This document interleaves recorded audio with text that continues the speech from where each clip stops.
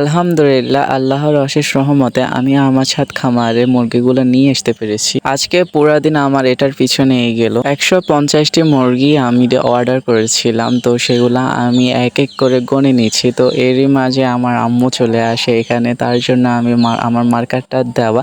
কেউ ভুল ত্রুটি থাকলে অবশ্যই ক্ষমা দৃষ্টিতে দেখবেন। আম্মু থাকার কারণে আমি ওইখানে মার্কার করে দিচ্ছি, আর এটা আমি ডিলিট করে দিতে পারতাম।